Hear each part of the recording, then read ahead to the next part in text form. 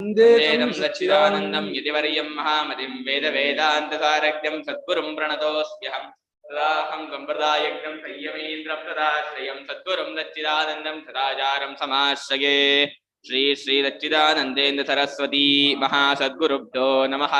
अथीः भगवो ब्रह्म सर्वेन्द्रिय गुण ಇದು 14ನೇ ಶ್ಲೋಕ 13ನೇ ಅಧ್ಯಾಯದಲ್ಲಿ सर्वेन्द्रिय गुणाभासं सर्वेन्द्रिय विवर्जितम् सर्वेन्द्रिय गुणाभासं सर्वेन्द्रिय विवर्जितम् असक्तं सर्वभृत्यैव निर्गुणं गुणभोक्तृ च असक्तं सर्वभृत्यैव निर्गुणं गुणभोक्तृ च सर्वेन्द्रिय गुणाभासं सर्वेन्द्रिय विवर्जितम् असक्तं सर्वभृत्यैव निर्गुणं गुणभोक्तृ च सर्वेन्द्रिय गुणाभासं सर्वेन्द्रिय विवर्जितम् असक्तं सर्वभृत् च एव निर्गुणं गुणभोक्तृ च सर्वभृतु च एव ಯಾವ ಸಂಧೆ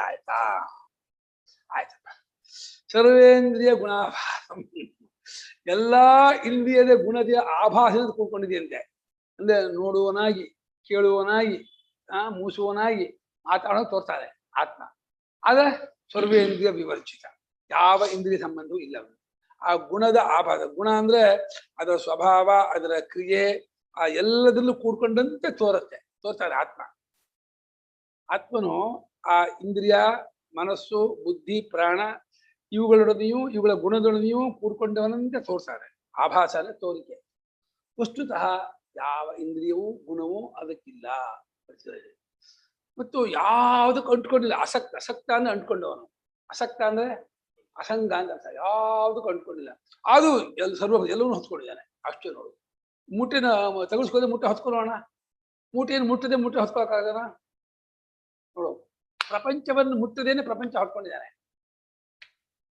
ಹಂಗೆ ಹಾವನ್ನು ಮುಟ್ಟದೇನೆ ಹಾವನ್ನು ಹೊತ್ಕೊಂಡಿದೆ ಹಗ್ಗ ಹೊತ್ಕೊಂಡಿದೆಯೋ ಇಲ್ವಾ ಹಗ್ಗ ಹಾಗೆ ಕಲ್ಪಿತವಾದದ್ದನ್ನು ಹೊತ್ಕೊಳ್ಳೋದು ಎಕ್ಸ್ಪರ್ಟ್ ಪರಮಾತ್ಮ ನಿಜವಾದದ್ದನ್ನು ಹೊತ್ಕೊಳ್ಳೋಕೆ ಇಲ್ವೇ ಇಲ್ಲ ನಿಜವಾದದ್ದು ಬೆಳ್ಳಿಯನ್ನು ಹೊತ್ಕೊಂಡಿದೆ ಕಪ್ಪೆಚಿಪ್ಪು ಹಾವನ್ನು ಹೊತ್ಕೊಂಡಿದೆ ಹಗ್ಗ ಹಾಗೆ ಪ್ರಪಂಚವನ್ನು ಹೊತ್ಕೊಂಡಿದ್ದಾನೆ ಪರಮಾತ್ಮ ಆದ್ರೆ ಪ್ರಪಂಚಕ್ಕೆ ಅಂಟ್ಕೊಂಡಿದೆ ಕಲ್ಪನೆಗೆ ಆ ಹಾವಿಗೆ ಅಂಟ್ಕೊಂಡಿಲ್ಲ ಹಗ್ಗ ಹಾವಿಗೆ ಹಗ್ಗ ಅಂಟ್ಕೊಂಡಿದೇನೋ ಅದೇ ಹಾವು ಎಲ್ಲ ತೋರತ್ತ ಹಾವನ್ನು ಹೊತ್ಕೊಂಡವ್ರು ಯಾರ ಹಗ್ಗದನ ಹಾವನ್ನು ಹೊತ್ಕೊಂಡವನ ಹಗ್ಗ ಹಾವು ತೋರೋದು ಹಗ್ಗದಲ್ಲಿ ಆದ್ರೆ ಹಗ್ಗ ಹಾವು ಅಂಟ್ಕೊಂಡಿಲ್ಲ ಹಾಗೆ ಪರಮಾತ್ಮ ಪ್ರಪಂಚವನ್ನ ಹೊತ್ಕೊಂಡಿದ್ದಾನೆ ಪ್ರಪಂಚ ಪರಮಾತ್ಮ ಅಧಿಷ್ಠಾನ ತೋರ್ತಾ ಇದೆ ಪರಮಾತ್ಮ ಮಾತ್ರ ಪ್ರಪಂಚಕ್ಕೆ ಅಂಟ್ಕೊಂಡಿಲ್ಲ ತಿಳ್ಕೊಂಡಿಲ್ಲ ಅದು ಸರ್ವಭೃತು ಎಲ್ಲ ಇದೆ ಅಂದ್ರೆ ಎಲ್ಲವನ್ನು ಹೊತ್ಕೊಂಡವನು ಯಾರೋ ಅವನೇ ಸರ್ವಭೃತಿ ಅವ ಸ್ವಯಂ ನಿರ್ಗುಣ ಯಾವ ಗುಣವೂ ಇಲ್ಲದವನು ಅಲ್ಲ ಗುಣಗಳನ್ನು ಅನುಭವಿಸೋನು ಅವನೇ ಸತ್ವಗುಣ ರಜೋಗುಣ ತಮಗುಣವನ್ನು ಅನುಭವಿಸಾಗಲಿ ಇಂದ್ರಿಯ ಗುಣಗಳನ್ನು ಅನುಭವಿಸುವುದಾಗಲಿ ಚೆನ್ನಾಗಿದೆ ಚೆನ್ನಾಗಿಲ್ಲ ಕೆಲಸಕ್ಕೆ ಕೆಲಸ ಕರ್ಕಶ ಹೋರಾಟ ಇಂಪು ಇತ್ಯಾದಿ ಇಂದ್ರಿಯ ಗುಣಗಳನ್ನು ಮನೋಗುಣಗಳನ್ನು ದೇಹ ಗುಣಗಳನ್ನು ಅನುಭವಿಸುವಾತನು ಅವನೇ ಸ್ವತಃ ಅವನು ಗುಣರಹಿತನು ಗುಣಾತೀತನು ಗುಣರಹಿತ ಅದ್ರಲ್ಲಿ ಗುಣವಿಲ್ಲ ಈ ಗುಣಕ್ಕೆ ಅವನು ಮೀರಿದವನಾಗಿದ್ದಾನೆ ಅಥವಾ ನನ್ನ ಸ್ವರೂಪ ಇದೋ ನಾನು ಹೀಗಿರೋದು ಯಾರ್ದು ಇಂಟ್ರೊಡ್ಯೂಸ್ ಮಾಡ್ಕೊಡ್ತಾ ಇಲ್ಲ ನಾವೆಲ್ಲ ಹೀಗೆ ಇರೋರು ನಾನು ಶಾಶ್ವತ ನಾನು ಇಂಥವ್ರ ಮಗ ಇಷ್ಟು ವಯಸ್ಸಿನವನು ನಾನು ಗಂಡು ಅಂತ ಇಂಪೋಸ್ ಆರಂಭ ಮಾಡ್ಕೊಂಡಿದ್ದಾನೆ ಈ ಅನುಭವದಲ್ಲಿ ಶಾಶ್ವತ ನೀನು ಶಾಶ್ವತನೋ ನಿನ್ನ ಹೆಸರು ಶಾಶ್ವತವೋ ನನ್ನ ಹೆಸರು ಶಾಶ್ವತ ನಾನು ಶಾಶ್ವತ ಅಲ್ಲ ನನ್ನ ಪುಸ್ತಕ ನಾನಾದ ನಾನು ಪುಸ್ತಕ ಆಗ್ತೀನೋ ನನ್ನ ಹೆಸರು ನಾನು ಹೇಗಲ್ಲ ನನ್ನ ಪುಸ್ತಕ ಹೇಗೆ ನಾನಲ್ವೋ ನನ್ನ ಹೆಸರು ನಾನಲ್ಲ ಯಾವ್ದು ನಾನು ಸುದರ್ಶನ ನನ್ನ ಹೆಸರು ನಾನು ಸುದರ್ಶನ ಅಲ್ಲ ನಾನು ಗಂಡಲ್ಲ ಗಂಡು ಶರೀರ ಮನಸ್ಸು ನಾನಲ್ಲ ಆದ್ರೆ ನಾನು ಹೆಂಗಿದೆಯೋ ನೀನೇನು ಯಾರೋ ಅಂತ ಕೇಳಿದ್ರೆ ಬೆಬ್ಬೆ ಬೇಯ್ತಾನೆ ಯಾಕೋ ನಾನೇ ತಾನು ಹೆಂಗಿದೆ ಅನ್ನೋದೇ ಹೆಂಗಿದೆ ಅನ್ನೋದೆಲ್ಲ ವರ್ಣನೆ ಮಾಡೋ ನಾನಾದ್ರಿಂದ ನನಗೆ ಹೆಂಗಿದೆ ಅನ್ನೋದಿಲ್ಲಪ್ಪ ಹಿಂಗಿದೆ ಹಂಗಿದೆ ಎಲ್ಲ ಹೇಳೋ ನಾನು ಆ ಸ್ವರೂಪ ಎಲ್ಲರೂ ನಿಂದಾಗಿದೆ ಸರ್ವೇಂದ್ರಿಯ ಗುಣಾಭಾಸಂ ಎಲ್ಲಾ ಇಂದ್ರಿಯದ ಗುಣದ ಆಭಾಸವನ್ನು ಕೂಡುದು ಅಂತ ಬರೀತಾ ಇವಾಗ ಸರ್ವಾಣಿ ಜತಾನಿ ಇಂದ್ರಿಯಾಣಿ ಚ ಸರ್ವೇಂದ್ರಿಯಾಣಿ ಸರ್ವಾಣಿ ಜತಾನಿ ಇಂದ್ರಿಯಾಣಿ ಚ ಶ್ರೋತ್ರಾದೀನಿ ಶ್ರೋತ್ರಾದೀನಿ ಬುದ್ಧೀಂದ್ರಿಯ ಕರ್ಮೇಂದ್ರಿಯಾಖ್ಯಾನಿ ಶ್ರೋತ್ರಾದೀನಿ ಬುದ್ಧೇಂದ್ರಿಯ ಅಂತಃಕರಣೆ ಚ ಅಂತಃಕರಣೆ ಚ ಬುದ್ಧಿಮನಸಿ ಬುದ್ಧಿಮನಸಿ ಜ್ಞೇಯೋಪಾಧಿತ್ವಸ್ಯ ಜ್ಞೇಯೋಪಾಧಿತ್ವಸ್ಯ ತುಲ್ಯತ್ವಾತ್ ತುಲ್ಯತ್ವಾತ್ ಸರ್ವೇಂದ್ರಿಯ ಗ್ರಹಣೇನ ಗೃಹ್ಯೇತೆ. ಸರ್ವೇಂದ್ರಿಯ ಗ್ರಹಣೇನ ಗೃಹ್ಯೇತೆ. ಸರ್ವೇಂದ್ರಿಯ ಗುಣಾಭಾಸ ವಿಗ್ರಹಕ್ಕೆ ಬರೀತಾರೆ. ಸರ್ವವೂ ಆಗಿರುವ ಇಂದ್ರಿಯಗಳೇ ಸರ್ವೇಂದ್ರಿಯಗಳು. ಸರ್ವವೂ ಎಲ್ಲಾ ಇಂದ್ರಿಯಗಳು ಅಂದ್ರೆ ಬರೀತಾರೆ. ಶ್ರೋತ್ರಾದೀನಿ ಬುದ್ಧೀಂದ್ರಿಯ, ಕಿವಿಯ ಮುಂತಾದ ಜ್ಞಾನೇಂದ್ರಿಯ, ಮತ್ತು ಕರ್ಮೇಂದ್ರಿಯ, ವಾಗಾದಿ ಕರ್ಮೇಂದ್ರಿಯ. ವಾಕ್ ಪಾಣಿ ಪಾದ ಪಾಯು ಉಪಸ್ಥ. ಪಾಯು ಉಪಸ್ಥ ಅಂದೇನೋ? ಪಾಯುವಿನ ಗುದದ್ವಾರ, ಉಪಸ್ಥ ಅಂದ್ರೆ ಮೂತ್ರದ್ವಾರ. ವಾಕ್ ಪಾಣಿ ಪಾದ, ವಾಕು ಕೈ ಪಾದ, ಇದಿಷ್ಟೇನೋ ಕರ್ಮೇಂದ್ರಿಯ. ಕರ್ಮೇಂದ್ರಿಯ ಅರ್ಥ ಕ್ರಿಯೆ ಮಾಡುವ ಇಂದ್ರಿಯ, ಇದನ್ನ ಅರಿವು ಉಂಟಾಗಲ್ಲ. ಜ್ಞಾನೇಂದ್ರಿಯ ಯಾವುದೋ? ಕಿವಿ, ಪರುಷ, ಕಣ್ಣು, ಆಮೇಲೆ ರುಚಿ, ವಾಸನೆ, ಶಬ್ದಜ್ಞಾನ, ಸ್ಪರ್ಶಜ್ಞಾನ, ರೂಪಜ್ಞಾನ, ಮತ್ತೆ ರಸಜ್ಞಾನ, ಆಸನ ಜ್ಞಾನ. 6ನೇ ಜ್ಞಾನ ಆಗಲ್ಲ ಪ್ರಪಂಚದಿಂದ, ಇದು 5ನೇ ಜ್ಞಾನ ಆಗೋದು. 5 ಜ್ಞಾನಕ್ಕೆ 5 ಇಂದ್ರಿಯ. ಅದಕ್ಕೆ ಯಾವ ಇಂದ್ರಿಯ ಹೆಸರು? ಜ್ಞಾನೇಂದ್ರಿಯ ಹೆಸರು. ಜ್ಞಾನೇಂದ್ರಿಯ 5, ಕರ್ಮೇಂದ್ರಿಯ 5, ಪ್ರಾಣಾಪಾನಾದಿಗಳು 5, ಅಂತಃಕರಣ 1.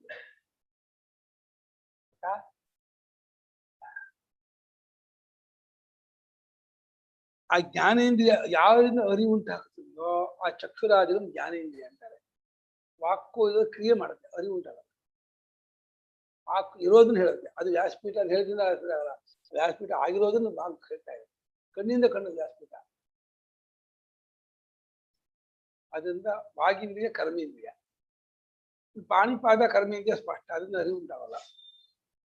ಇನ್ನು ಅಂತಃಕರಣದಲ್ಲಿ ಬುದ್ಧಿ ಮನಸ್ಸು ಅಂತ ಎಲ್ಲವೂ ನಿಶ್ಚಯ ಮಾಡ್ಕೊಳ್ಳೋದು. ಬುದ್ಧಿ ಯೋಚನೆ ಮಾಡೋದು, ಮನಸ್ಸು ಅದು ಜ್ಞೇಯೋಪಾಧಿತ್ವ. ಅದು ಜ್ಞೇಯವಂತ ತಿಳಿದಕ್ಕೆ ಉಪಾಧಿ, ಜ್ಞೇಯವೆಂಬ ಉಪಾಧಿ ಹಾಗೂ ಮಾಡ್ಬೋದು. ಅದು ಜ್ಞೇಯವಾಗಿದೆ ಎಂಬ ಉಪಾಧಿ, ಹೊರಗಿನ ಜ್ಞೇಯವನ್ನು ಅರಿಯುವುದಕ್ಕೆ ಉಪಾಧಿ. ಜ್ಞೇಯೋಪಾಧಿ ಸಮಾಸವನ್ನ ಜ್ಞೇಯವೂ ಆಗಿ ಉಪಾಧಿ ಆಗಿದೆ. ಜ್ಞೇಯವಾದದ್ದಕ್ಕೆ ಉಪಾಧಿ, ಜ್ಞೇಯವಾದ ತಿಳಿಯಬೇಕಾದ ಹೊರಗಿನ ವಸ್ತುವಿಗೆ ಉಪಾಧಿ. ಹೊರಗಿನ ಅರಿಬೇಕಾದ ಬುದ್ಧಿ ಮನಸ್ಸು ಅರಿಯಬೇಕು. ತಿಳಿಸ್ತಾ ಇಲ್ವಾ? ತಿಳಿಸ್ತಾ ಇಲ್ಲದೆ ಕಣ ಈಗ ಯಾಕೋ ತಿಳಿಸಲ್ವಾ? ಈಗ ಕಳಿಸ್ತಾ ಇದ್ಯಾ? ಜ್ಞೇಯೋಪಾಧಿತ್ವಸ್ಯ ಅಂದ್ರು. ಬುದ್ಧಿ ಮನಸ್ಸಿ ಜ್ಞೇಯವಾಗಿರೋ ಉಪಾಧಿ ಅಂತ ಒಂದು ಅರ್ಥ ಮಾಡ್ಬೋದು. ಜ್ಞೇಯವಾದದ್ದಕ್ಕೆ ಉಪಾಧಿ, ಜ್ಞೇಯವನ್ನು ತಿಳಿಯೋದಕ್ಕೆ ಇದು ಉಪಾಧಿ. ಹಸಿವು, ಬಾಯಾರಿಕೆ ಇದೆಲ್ಲ ಜ್ಞೇಯ. ಸಂತೋಷ, ಭಯ ಇದೆಲ್ಲ ಜ್ಞೇಯ. ಅದನ್ನು ತಿಳ್ಕೊಳ್ಳೋಕೆ ಇದೊಂದು ಉಪಾಧಿ, ಸಾಧನ. ಯಾವುದು? ಬುದ್ಧಿ ಮನಸ್ಸಿ. ಬುದ್ಧಿ ಮನಸ್ಸಿಯೂ ಜ್ಞೇಯವಾಗಿದೆ. ಬುದ್ಧಿಯೂ ಜ್ಞೇಯ, ಮನಸ್ಸು ಜ್ಞೇಯ.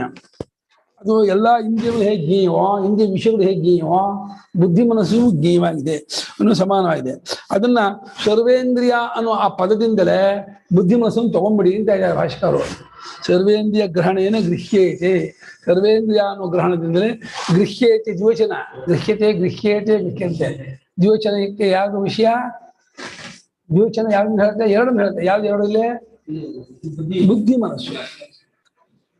ಬುದ್ಧಿ ಮನಸ್ಸನ್ನು ತಗೊಂಡ್ಬಿಡಿ ಅಂತ ಹೇಳ್ತಾ ಇದ್ದಾರೆ. ಇದರಿಂದ ಯಾವುದರಿಂದ? ಎಲ್ಲಾ ಇಂದ್ರಿಯವನ್ನೂ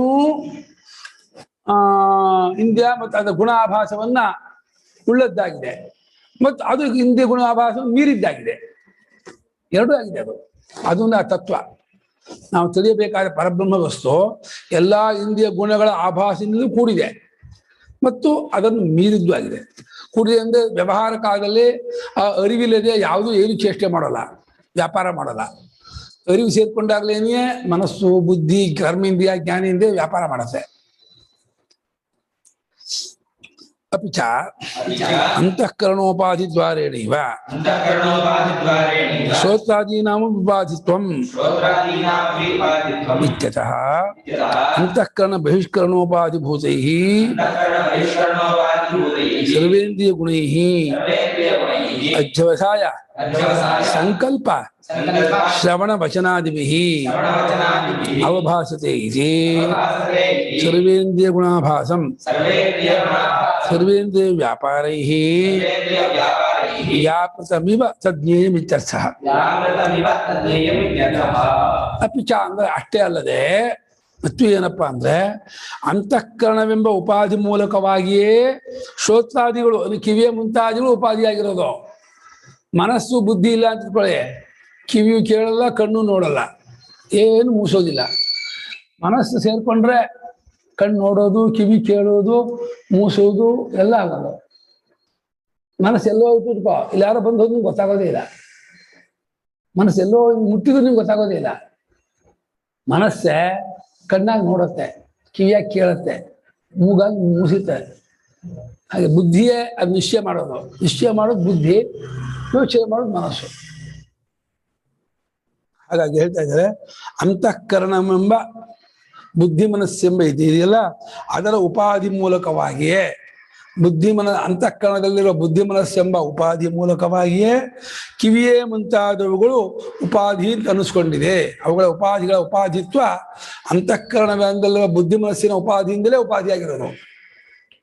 ಬುದ್ಧಿ ಮನಸ್ಸೆಂಬ ಉಪಾಧಿ ಇಲ್ಲ ಅಂದ್ರೆ ಶ್ರೋತಾದಿಗಳು ಇಲ್ಲ, ವಾಗಾದಿಗಳು ಇಲ್ಲ.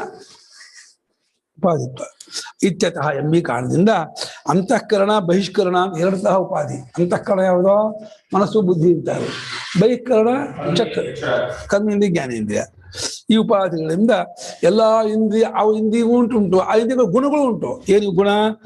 ನಿಶ್ಚಯ ಮಾಡೋದು ಅಂತಃಕರಣ ಗುಣ ಅಂದ್ರೆ ಬುದ್ಧಿ ಗುಣ, ಯೋಚನೆ ಮಾಡೋದು ಮನಸ್ಸಿನ ಗುಣ, ರೂಪವನ್ನು ನೋಡೋದು ಕಣ್ಣಿಂದು, ಶಬ್ದ ಕೇಳೋದು ಕಿವಿದು. ಹಾಗೆ ತತ್ತದ್ ವಿಷಯವನ್ನು ಗ್ರಹಣೆ ಮಾಡೋದು ಅದರ ಗುಣ, ಆಯಾಯ ಇಂದ್ರಿಯ ಗುಣ. ಆ ಗುಣಗಳನ್ನು ಅದಕ್ಕೆ ಬೀಳ್ತಾರೆ.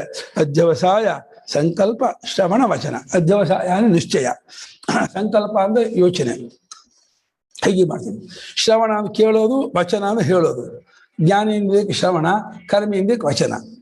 ಇದೇ ಮೊದಲಾದ ವ್ಯಾಪಾರಗಳಿಂದ ಆ ಚೈತನ್ಯವು ತೋರ್ತಾ ಇದೆ. ಅದನ್ನು ಮಾಡ್ತಾ ಇರುವಂತೆ ತೋರ್ತಾ ಇದೆ. ಚೈತನ್ಯ ನೋಡ್ತಾ ಇದೆಯೋ, ಕೇಳ್ತಾ ಇದೆಯೋ, ಮಾತಾಡ್ತಾ ಇದೆಯೋ, ಯೋಚನೆ ಮಾಡುತ್ತೋ, ತಿಳ್ಕೊಳತ್ತೋ ಅಂತೇಳಿ ಸರ್ವೇಂದ್ರಿಯ ಗುಣಾಭಾಸಯುಕ್ತ ಚೈತನ್ಯವೇ ತೋರ್ತಾ ಇದೆ. ಹೇಗೆ ಸೂರ್ಯನೇ ಜಲೋಪಾಧಿಯಿಂದ ಜಲಗತನಾಗಿ ತೋರ್ತಾನೋ, ನೀರೆಂಬ ಉಪಾಧಿಯಿಂದ ನೀರೊಳಗಿರುವಂತೆ ತೋರ್ತಾನೆ, ಕನ್ನಡಿ ಉಪಾಧಿಯಿಂದ ಕನ್ನಡಿಯೊಳಗಿರುವ ಹಾಗೆ ತೋರ್ತಾನೆ. ಹಾಗೆ ದೇಹೇಂದ್ರಿಯ ಮನೋಬುದ್ಧಿ ಪ್ರಾಣಗಳೆಂಬ ಉಪಾಧಿಯಿಂದ ಒಳಗಿರುವ ಚೇತನಾದ ಆತ್ಮನು ಅವುಗಳನ್ನು ಕೂಡಿಕೊಂಡವನಂತೆ ತೋರ್ತಾನೆ, ಉಪಾಧಿ ಉಳ್ಳವನಂತೆ ತೋರ್ತಾನೆ.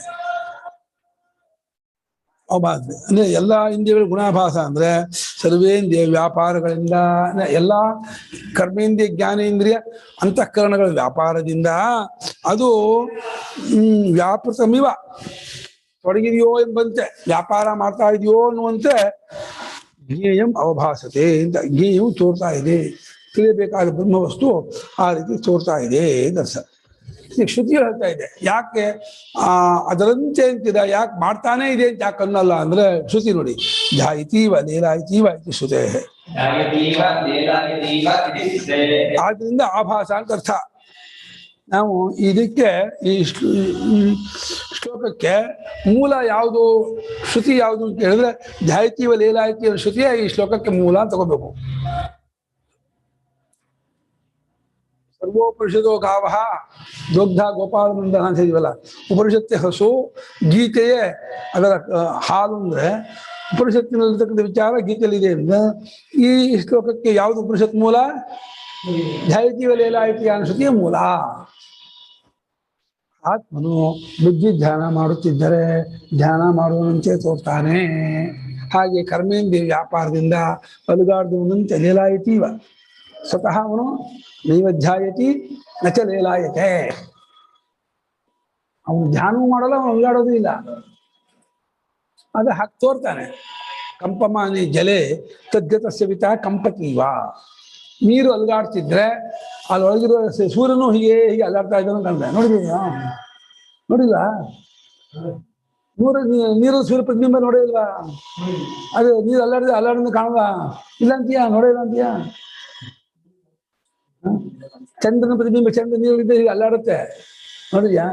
ಇದು ಚಂದ್ರ ಹಾಗೆ ಅಲ್ಲಾಡ್ತಾನ? ಮತ್ತೆ ಯಾಕೆ ಹಕ್ಕು ತೋರ್ತಾನೆ? ನೀರಿನ ಉಪಾಧಿ ಇಲ್ಲ, ನೀರಿನ ನಿಮಿತ್ತದಿಂದ ಹಕ್ಕು ತೋರುತ್ತೆ. ನಿಜ ಚಂದ ಹಂಗೆ ಅಲ್ಲಾಡ್ತಾನೋ, ಸೂರ್ಯ ಅಲ್ಲಾಡ್ತಾನೋ, ಹಕ್ಕು ತೋರ್ತಾನೆ. ಹಾಗೆ ಇವಾಗ ಆತ್ಮನು ನೋಡೋದು ಕೇಳೋದು ವ್ಯಾಪಾರ ಮಾಡೋಲ್ಲ, ಕಣ್ಣು ಕಿವಿತ ಉಪಾಧಿಯಿಂದ ಮಾಡುವಂತೆ ತೋರ್ತಾರೆ. ರಿಯಲಿ ಆತ್ಮ you want see, you want air, you want do, you want any ಇಲ್ಲ, ಏನು ಮಾಡಲ್ಲ, ಏನು ಮಾಡಲ್ಲ. ಆಕಾಶ ಸ್ಥಿಮಿತವಾಗಿದ್ದಾನೆ. ಅಂದ್ರೂ ಒಂದು ಹತ್ತಕ್ಕೆ ಬರ್ಬೋದು ಅಂತ, ಹೀಗೆ ಧ್ಯಾನ ಮಾಡುವಂತೆ ಅಲುಗಾಡುವಂತೆ ತೋರ್ತಾನೆ ಅಂತ. ಅಕಸ್ಮಾತ್ ಪುನಃ ಕಾರಣ ವ್ಯಾಪೃತಮೇವ ಐತಿ. ಅದ್ಯಾಕೆ ನೀವು ವ್ಯಾಪೃತ ಮೀವ ಅಂತೀರಾ, ವ್ಯಾಪೃತ ಮೇವ ಅಂತ ಯಾಕೆ ಅನ್ನೋದಿಲ್ಲ? ತೊಡಗಿದವನೇ ಅಂತ ಹೇಳಿ. ಯಾವ ಕಾರಣದಿಂದ ಆತ್ಮನು ತೊಡಗಿದವನಂತೆ ತೋರ್ತಾನೆ ಅಂತ ಯಾಕೆ ಹಾಗರ್ಥ ಮಾಡ್ತಾ ಇದ್ದೀರಾ ಅಂತ ಪ್ರಶ್ನೆ. ಅದಕ್ಕೆ ಉತ್ತರ ಕೊಡ್ತಾರೆ ಅತಃ, ಅದಕ್ಕೆ ಉತ್ತರ ಕೊಡ್ತಾರೆ ಪರಮಾತ್ಮ ಸರ್ವೇಂದ್ರಿಯ ವಿವರ್ಜಿತಂ. ಅದಂದ್ರೆ ಅವನು ಮಾಡಿದವನಂತೆ ತೋರ್ತಾನೆ. ಅವನಿಗೆ ಯಾವ ಇಂದ್ರಿಯವೂ ಇಲ್ಲಪ್ಪ. ಆತ್ಮನಿಗೆ ಕರ್ಮೇಂದ್ರಿಯವೂ ಇಲ್ಲ, ಜ್ಞಾನೇಂದ್ರಿಯವೂ ಇಲ್ಲ, ಅಂತಃಕರಣವೂ ಇಲ್ಲ. ಮೇಲೆ ಹೆಂಗೆ ತೊಡಗ್ತಾನೆ ಅವನು?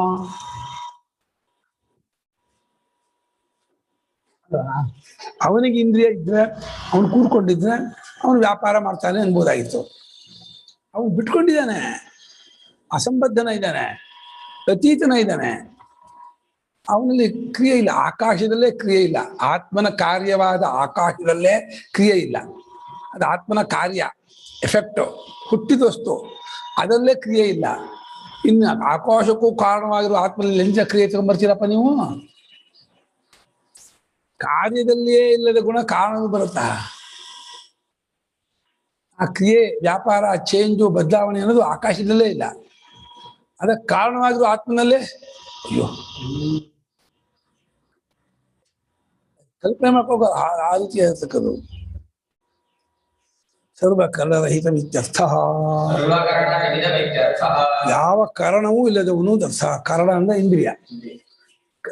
ಯಾವ ಕಾರಣ ಅಂದ್ರೆ ಕರ್ಮೇಂದ್ರಿಯ, ಜ್ಞಾನೇಂದ್ರಿಯ, ಅಂತಃಕರಣ, ಒಳಗಿನ ಕರ್ಮ ಯಾವುದೂ ಇಲ್ಲದವನು. ಅತಃ ನ ಕರಣ ವ್ಯಾಪಾರೈ ವ್ಯಾಪೃತಂ ತಜ್ಞೇಯಂ. ತಜ್ಞೇಯಂ ಆ ತಿಳಿಯಬೇಕಾದ ಬ್ರಹ್ಮವಸ್ತು, ಆತ್ಮವಸ್ತು ಕರ್ಣ ವ್ಯಾಪಾರದಿಂದ ಅದು ವ್ಯಾಪೃತವಲ್ಲ, ತೊಡಗಿಲ್ಲ, ಕೂಡ್ಕೊಂಡಿಲ್ಲ. ಇಂದ್ರಿಯ ವ್ಯಾಪಾರದಿಂದ, ದೇಹೇಂದ್ರಿಯ ಮನೋಬುದ್ಧಿ ವ್ಯಾಪಾರದಿಂದ ಕೂಡ್ಕೊಂಡಿಲ್ಲ. ಅದರಿಂದ ಅದು ವ್ಯಾಪೃತವಾಗಿಲ್ಲ. ಅದು ಅದು ನಾನು ವ್ಯಾಪಾರ ಮಾಡಿ ಸುಸ್ತಾದೆ ಸ್ವಾಮಿ, 1 ಗಂಟೆ ಪಾಠ ಸುಸ್ತಾಯ್ತು ಅಂತೀನಿ. ಸುಸ್ತಾಗಿದ್ಯಾರಿಗೆ? ಉಪಾಧಿಯಲ್ಲಿ ಅಭಿಮಾನ ಪಡ್ಕೊಂಡವನಿಗೆ. ಸುಸ್ತಾಗಿದ್ದು ಗೊತ್ತು ಮಾಡ್ಕೊಳ್ತಾ ಇರೋವನಿಗೆ ಸುಸ್ತಾಗ್ತಾ ಇರಲ್ಲ. ಸುಸ್ತಾಯ್ತು ಅಂತೂ ಯಾರಿಗೆ ಗೊತ್ತಾಗುತ್ತೋ ಅವ್ನು ಸುಸ್ತಾಗಿರಲ್ಲ.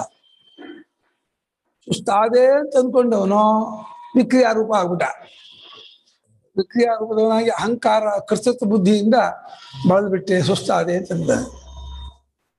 ಎಷ್ಟು ಅಯಂ ಮಂತ್ರ, ಇನ್ನೊಂದು ಮಂತ್ರ ಇದೆಯಲ್ಲ, ಯಾವ ಈ ಮಂತ್ರವಿದೆಯೋ ಅಂತ. ಅಯಂ ಮಂತ್ರ ಎಷ್ಟು, ಈ ಮಂತ್ರ ಎಂಬುದು ಯಾವುದಿದೆಯೋ. ಏನ್ ಮಂತ್ರ? ಅಪಾನಿಪಾದೋ ಜವನೋ ಗೃಹೀತ ಪಶ್ಯತ್ಯ ಚಕ್ಷುಸ್ಸ ಶೃಣೋತ್ಯ ಕರ್ಣಃ. ಇದೇ ಈ ಸರ್ವೇಂದ್ರಿಯ ಗುಣಾಭಾಸಂ ಸರ್ವೇಂದ್ರಿಯ ಶ್ಲೋಕಕ್ಕೆ ಏನರ್ಥೋ ಅದೇ ಅರ್ಥ ಮಂತ್ರಕ್ಕೆ. ನನಗೆ ಪಾಣಿಪಾದವಿಲ್ಲ, ಅಪಾನಿಪಾದ. ಪಾಣಿಪಾದವಿಲ್ಲ. ಪಾಣಿ ಅಂದ್ರೇನೋ ಕೈ, ಪಾದ ಅಂದ್ರೆ ಕಾಲ. ಅಪಾನಿಪಾದ ಅಂದ್ರೆ ಕೈ ಕಾಲವಿಲ್ಲದವನು. ಆದ್ರೂ ಅಪಾನಿಪಾದ ಜವನ, ಓಡ್ತಾನೆ, ಕಾಲಿಲ್ಲದೆ ಓಡ್ತಾನೆ, ಕೈ ಇಲ್ಲದೆ ತಗೊಳ್ತಾನೆ. ಗ್ರಹೀತ ಮಣಿಮರಿಂದತು ತಮನಂಗುಲಿ, ಅಂಗುಲಿ ಬೆರಳೇ ಇಲ್ಲ, ಅವೇ ತಗೊಂಡಿದ್ದಾನೆ. ಅಗ್ರೀವ ಕುಕ್ಕೆ ಇಲ್ಲ, ಎಲ್ಲ ಹಾಕೊಂಡಿದ್ದಾನೆ. ಪ್ರತಿನಿಜ ತಮ್ಮ ಜಿಹ್ವ, ನಾಲಿಗೆ ಇಲ್ಲ, ಅಸಶ್ಚತ ಚಪ್ಪರಿಸ್ತಾನೆ. ನಾಲಿಗೆ ಇಲ್ಲದೆ ಚಪ್ಪರಿಸ್ತಾನೆ, ಕತ್ತಿಲ್ದೇನೆ ಎಲ್ಲ ಹಾಕೊಳ್ತಾನೆ, ಬೆರಳಿಲ್ದೆ ಎಲ್ಲ ತಗೊಳ್ತಾನೆ. ಏನ್ ಪರಮಾತ್ಮ ಅಂದ್ರೆ ಕಣ್ಣಿಲ್ದೆ ಎಲ್ಲ ನೋಡ್ತಾನೆ.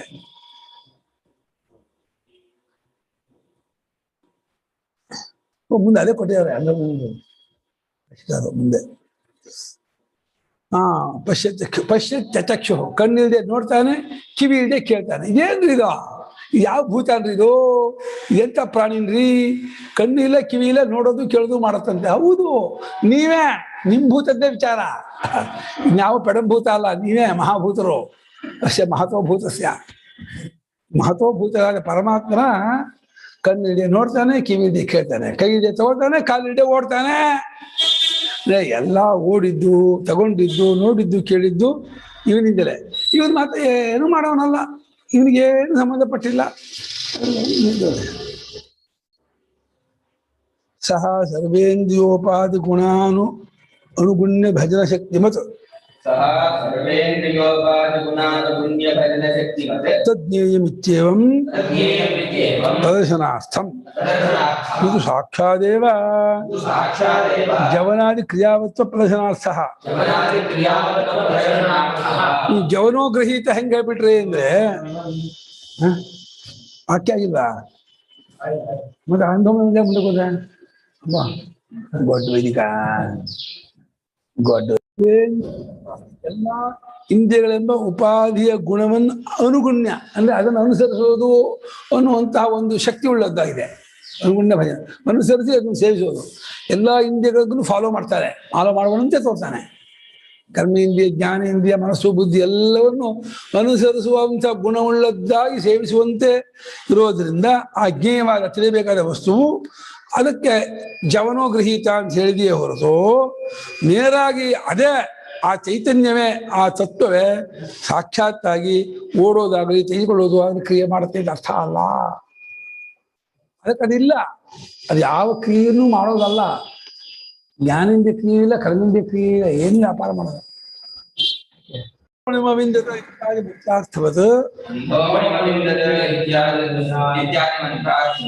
ಮಂತ್ರಸ್ಯ ಅರ್ಥ ಆರಣ್ಯಕದಲ್ಲಿ ಆ ಕರ್ಮಕಾಂಡದ ಒಂದು ಭಾಗ, ಅದು ಆರಣ್ಯಕ ಉಪಾಸನಾ ಕಾಂಡ. ಅಲ್ಲಿ ಈ ಮಂತ್ರ ಬಂದಿದೆ. ಸ್ವಯಂ ಆತ್ಮನು ಅಂಧನಾಗಿ ಮಣಿಯನ್ನ ಅಂದ್ರೆ ಹೊಳಿಗೆ ವಸ್ತು ಕಂಡನು,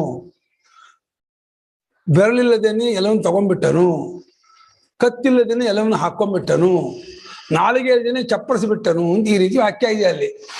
ಆ ವಾಕ್ಯಕ್ಕೆ ಹೇಗೆ ನೀವು ಅರ್ಥ ಮಾಡ್ತೀರೋ ಇದಕ್ಕೂ ಹಾಗೆ ಅರ್ಥ ಮಾಡಿ ಅಂತ ಇದ್ದಾರೆ ಶಂಕರಾಚಾರ್ಯರು.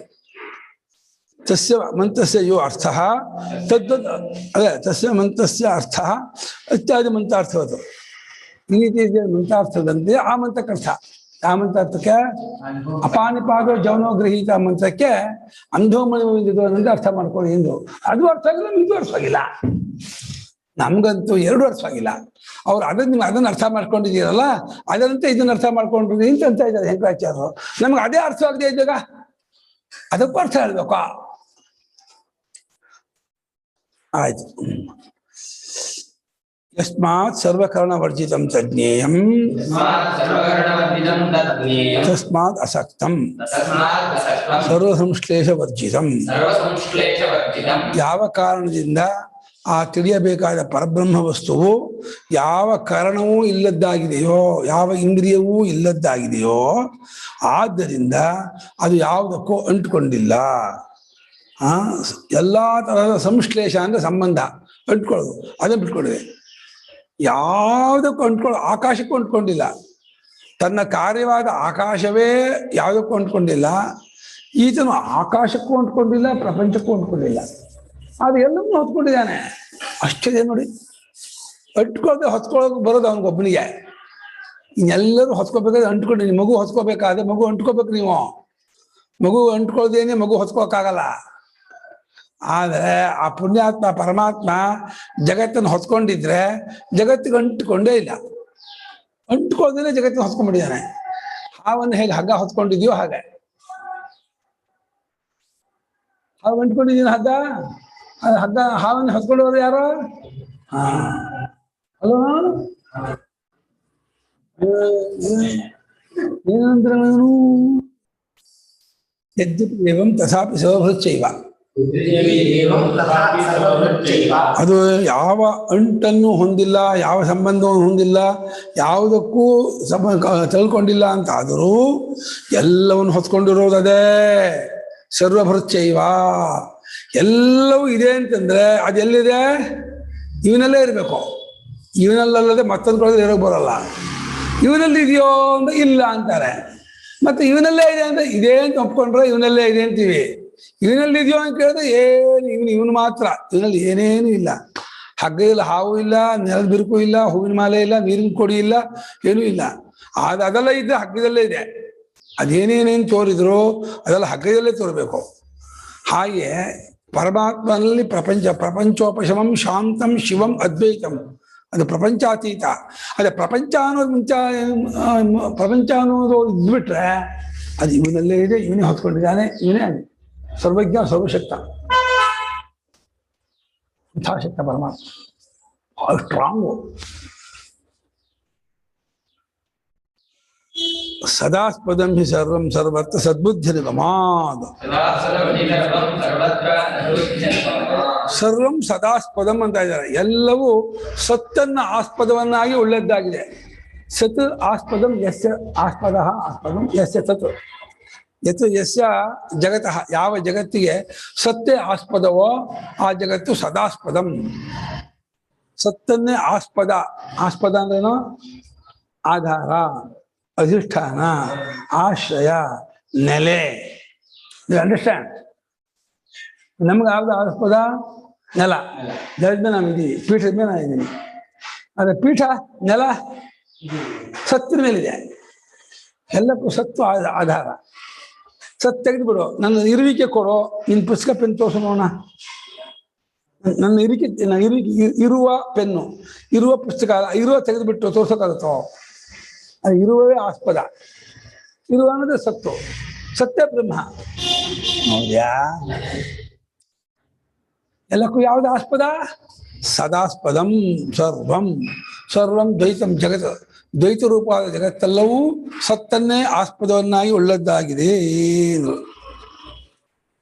ಚಿತ್ರಗುಣೋ ಯಾಕೆ ಹಂಗಂತೀರಾ ಅಂದ್ರೆ ಸರ್ವತ್ರ ಸದ್ಬುದ್ಧಿ ಅನುಗಮ. ಎಲ್ಲ ಕಡೆಯಲ್ಲಿಯೂ ಸದ್ಬುದ್ಧಿ ಅನುಸರಿಸ್ಕೊಂಡು ಬಂದೆ. ತಮಾಷೆ ನೋಡೋ, ಮೂಟೆಯನ್ನು ಹೊತ್ಕೊಂಡ್ರೆ ನೀನು ಮೂಟೆ ಆಗಿರಲ್ಲ, ನೀನು ಬೇರೆ ಮೂಟೆ ಬೇರೆ. ಮೂಟೆ ಹೊತ್ಕೊಂಡು, ಆದರೆ ಪ್ರಪಂಚ ಬೇರೆ, ಪರಮಾತ್ಮ. ಪ್ರಪಂಚ ಹೊತ್ಕೊಂಡಿದ್ದು ಪರಮಾತ್ಮ, ಪರಮಾತ್ಮ ಪ್ರಪಂಚ ಬೇರೆ ಅಲ್ಲ. ಪ್ರಪಂಚದಲ್ಲೆಲ್ಲ ಪರಮಾತ್ಮ ಹಾಸು ಹಕ್ಕಾಗಿದ್ದಾನೆ. ಯಾವ ರೂಪದಿಂದ? ಸದ್ರೂಪ. ಇರುವ ಭೂಮಿ, ಇರುವ ನೀರು, ಇರುವ ತೇಜಸ್ಸು, ಇರುವ ವಾಯು, ಇರುವ ಆಕಾಶ, ಇರುವ ಬಿಟ್ಟು ತೋರೋದೇ ಇಲ್ಲ. ಪಂಚಭೂತಗಳು ಯಾವುದೂ ಇರುವ ಅನ್ನೋದೇ ಎಲ್ಲಕ್ಕೂ ಆಧಾರ. ಇರುವ ಅನ್ನೋದಲ್ಲೇ ತೋರ್ತಾ ಇದೆ. ಎಲ್ಲ ಇರುವೆ. ಪ್ರಾಣಿ ಇರುವೆ ಅಂತೀವಿ. ಯಾಕೆ ಹೇಳಿ? ಬರೀ ಇದೆ ಅಂತ ಅಷ್ಟೇ, ಅದಕ್ಕೆ ಹೆಸರು ಗೊತ್ತಿಲ್ಲ. ಇರುವೆ ಅಷ್ಟೇ. ಇರುವೆ ಇದೆ ಅನ್ನೋದೇ ಅದ ಹೆಸರು. ಅದು ಇದೆ ಅಂತ. ಇರುವೆ ಕೇಳ್ದ ಅರಂಬು ಏನ್ ಭಾಷೆ? ಸದ್ಬುದ್ಧಿ ಅನುಗಮ.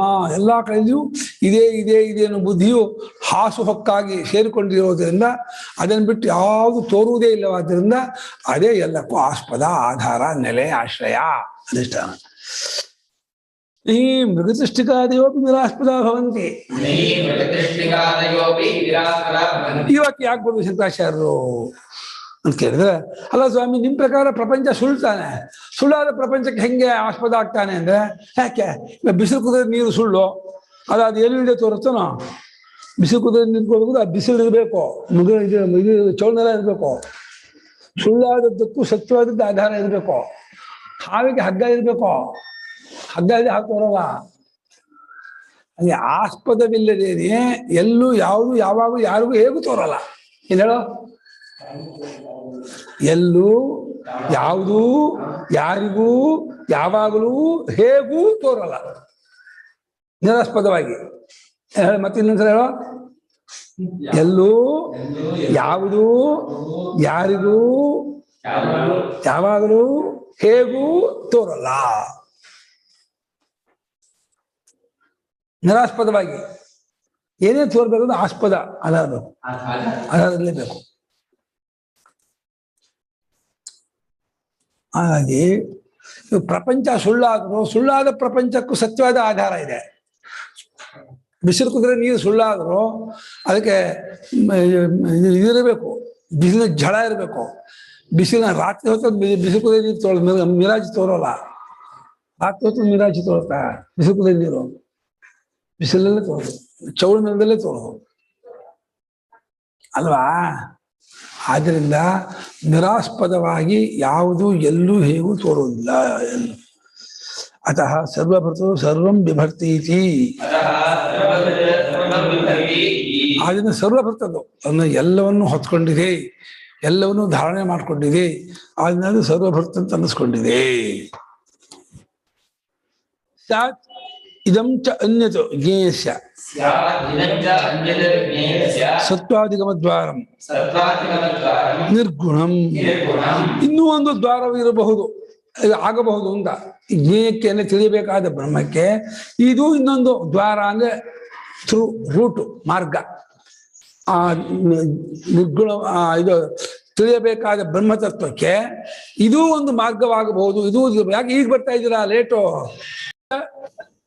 ಜ್ಞೇಯಕ್ಕೆ ಅಂದ್ರೆ ತಿಳಿಯಬೇಕಾದ ಬ್ರಹ್ಮ ವಸ್ತುವಿಗೆ ಸತ್ವ ಇದೆ ಅಂತ ತಿಳ್ಕೊಳ್ಳೋಕೆ ಇದು ಒಂದು ದ್ವಾರವಾಗಬಹುದು. ಯಾವುದು? ನಿರ್ಗುಣಂ ಅನ್ನೋದು ಒಂದು ದ್ವಾರ, ಗುಣರಹಿತವಾಗಿರ್ತಕ್ಕದ್ದು. ಅದು ಆದ ಎಲ್ಲ ಗುಣವೂ ಅದರಲ್ಲೇ ತೋರ್ತಾ ಇದೆ, ಅದಕ್ಕೆ ಮಾತ್ರ ಯಾವ ಗುಣವೂ ಇಲ್ಲ. ಗುಣವೆಂಬುದು ಅದನ್ನು ಬಿಟ್ಟಿಲ್ಲ. ಸತ್ವದ ಸ್ತಮಾಂಶ ಗುಣಾ ತೈ ವರ್ಜಿತಂ ಜ್ಞೇಯಂ. ಗುಣಗಳು ಅಂದ್ರೆ ಸತ್ವ ರಜಸ್ಸು ತಮಸ್ಸು ಅನ್ನೋದೇ ಗುಣ. ಇದೊಂದು ರೀತಿ ಗುಣ. ಇಂದ್ರಿಯ ಗುಣ ಅಂತ ಹೇಳಿದ್ರು, ನೋಡೋದು, ಕೇಳೋದು, ಯೋಚನೆ ಮಾಡೋದು, ಮೂಸು, ಅದೊಂದು ರೀತಿ ಅದ್ರ ಗುಣ ವ್ಯಾಪಾರ ಅಂತ. ಸತ್ವದ ತಮಸ್ಸು ಗುಣ ಅಂತ ಈ ರೀತಿ ಗುಣ. ಗುಣ ಅಂದ್ರೆ ಅದರ ಅಬ್ಜೆಕ್ಟಿವ್ ಆಗ್ಬೋದು, ಗುಣ ಅಂದ್ರೆ ಪಾರಿಭಾಷಿಕ ಶಬ್ದವೂ ಆಗ್ಬೋದು, ಟೆಕ್ನಿಕಲ್ ವರ್ಡ್. ಟೆಕ್ನಿಕಲ್ ವರ್ಡ್ ಆದ್ರೆ ಸತ್ವ ರಜಸ್ಸು ತಮಸ್ಸು ಅಂತ ಅರ್ಥ. ಅದರ ಗುಣ, ಅದರ ಸ್ವಭಾವ, ಅದಕ್ಕೆ ವಿಶೇಷಣ ಅಂತ ಆದಾಗ ಅದರ ರೂಪ ನೋಡೋದು, ಶಬ್ದ ಕೇಳೋದು, ರುಚಿ ನೋಡೋದು ಅಂತ ಅದರ ಗುಣ. ಯಾವುದು ಅದಕ್ಕಿಲ್ಲ, ಅದನ್ನು ಬಿಟ್ಕೊಂಡಿದೆ, ಅದನ್ನು ಮೀರಿದ್ದಾಗಿದೆ, ಅದಕ್ಕೆ ಅತೀತವಾಗಿದೆ ದರ್ಸಾದು. ತಥಾಪಿ ಗುಣಭೋಕ್ತೃ ಶಾ. ಹೇಳಿಮ್ಮ, ನಿರ್ಗುಣವಾಗುವುದು ಗುಣಭೋಕ್ತವಾಗಿದೆ.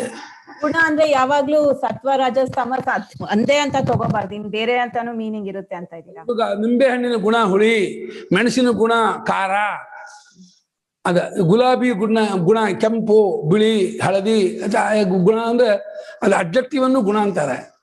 ಕರೆಕ್ಟ್. ಸತ್ವದ ಸಮಸ್ಯೆನೂ ಗುಣ ಅಂತಾರೆ. ಆಯಾ ಕಾಂಟೆಕ್ಸ್ಟ್ ಪ್ರಕಾರ ಅರ್ಥ ಮಾಡ್ಕೋಬೇಕು, ಯಾವ ಕಾಂಟೆಕ್ಸ್ಟ್ ಅಲ್ಲಿ ಏನ್ ಹೇಳಿದ್ದಾರೆ ಪ್ರಕಾರ ಗುಣ ಅಂತ. ಅವನ ಗುಣ ಕೆಟ್ಟ ಗುಣ, ಒಳ್ಳೆಯ ಗುಣ ಅಂತ ಹೇಳ್ತೀವಿ ನಾವು. ಮನುಷ್ಯನ ಗುಣ ಆ ಮನುಷ್ಯನ ಗುಣ ಹೇಳ್ಬೇಕಾದ್ರೆ ಆ ಒಂದು ಸತ್ವ ರಜಸ್ ತಮಸ್ಸಿಂದಾನೇ ಗುಣ ಅಥವಾ ಸ್ವಭಾವ ಡಿಫೈನ್ ಆಗುತ್ತೆ ಅಂತಾರಲ್ವಾ ಅಲ್ವಾ? ಅದು ಸತ್ವದಿಂದ ಆಗತ್ತೆ ಅನ್ನೋದು ವೈದಿಕ ಪ್ರಕ್ರಿಯೆ. ಅದ್ರ ಲೋಕದಲ್ಲಿ ನಾವು ನೇರವಾಗಿ ಇದನ್ನೇ ಗುಣ ಅಂತ ಅಂತೀವಿ. ತುಂಬಾ ಕೆಟ್ಟ ಗುಣ ಅವನಿಗೆ, ತುಂಬಾ ಚೀಟ್ಲೆ ಮಾಡ್ತಾನೆ, ಹೊಡಿತಾನೆ ಅಂತ. ಅದು ರಜೋಗುಣ ತಮಗುಣ ಬಂದಿರಬಹುದು, ಆದ್ರೆ ನಾವು ಇದನ್ನು ಗುಣ ಅಂತೀವಿ. ಸುಳ್ಳು ಹೇಳೋ ಗುಣ ಅವನಿಗೆ, ಕದಿಯೋ ಗುಣ, ಕದಿಯೋ ಸ್ವಭಾವ, ಹೊಡೆಯೋ ಸ್ವಭಾವ, ಅದು ಹೆಲ್ಪ್ ಮಾಡೋ ಸ್ವಭಾವ, ಒಳ್ಳೆ ಇದು ಅದು ಹೇಳ್ತೀವಿ ಗುಣ ಅಂತ. ನೇಚರ್ ಅನ್ನೋ ಅರ್ಥದಲ್ಲಿ ಅವರವರ ನೇಚರ್ ಅರ್ಥದಲ್ಲೂ ಗುಣ ಅಂತೀವಿ ನಾವು. ಕಾಂಟೆಕ್ಸ್ಟ್ ಪ್ರಕಾರ ಅರ್ಥ ಮಾಡ್ಕೋಬೇಕು. ಆದ್ರೆ ಈ ಗುಣಗಳನ್ನು ಅನುಭವಿಸೋನು ಅವನೇ, ಗುಣಭೋಕ್ತೃ. ಗುಣಗಳನ್ನ ಅಂದ್ರೆ ಸತ್ಯದ ಸಮೂಹಗಳನ್ನು, ಅವುಗಳ ಫಲವನ್ನು ಅನುಭವಿಸೋನು ಅವನೇ. ಇಂದ್ರಿಯಗಳ ಗುಣಗಳನ್ನು ಅವನೇ ನೋಡುವಾತನು, ಅನುಭವಿಸುವಾತನು. ಇಂದ್ರಿಯಗಳಲ್ಲಿ ಏನೇನು ಗುಣ ವ್ಯಾಪಾರ ಇದೆಯೋ ಅದೆಲ್ಲವನ್ನು ಬೆಳಗುವಾತನು, ಅನುಭವಿಸುವಾತನು ಅವನೇ. ಈ ಸತ್ವಗುಣ ರಜೋಗುಣ ತಮೋಗುಣ ಅದೆಲ್ಲ ಮನಸ್ಸಿನ ಬಂದ್ಮೇಲೆ ಗೊತ್ತಾಗೋದು. ಸತ್ವಗುಣ ರಜೋಗುಣ ಹೊರಗಡೆ ಕಾಣಲ್ಲ. ಹೊರಗಡೆ ಒಂದು ಸುಮ್ಮನೆ ಒಂದು ಕುರ್ಚಿ ನೋಡಿದ್ರೆ, ಒಂದು ಪುಸ್ತಕ ನೋಡಿದ್ರೆ ಸತ್ವಗುಣವು ರಜೋ ತಮಗೂ ಗೊತ್ತಾಗಲ್ಲ. ನಿಮಗೆ ಯಾವ ರೀತಿ ಅದು ಎಫೆಕ್ಟ್ ಮಾಡ್ತು ನಿಮ್ಮ ಮನಸ್ಸಿಗೆ ಅನ್ನೋದ್ರ ಮೇಲೆ ಯಾವ ಗುಣ ನೀವು ಊಹೆ ಮಾಡ್ಬೇಕಷ್ಟೇ.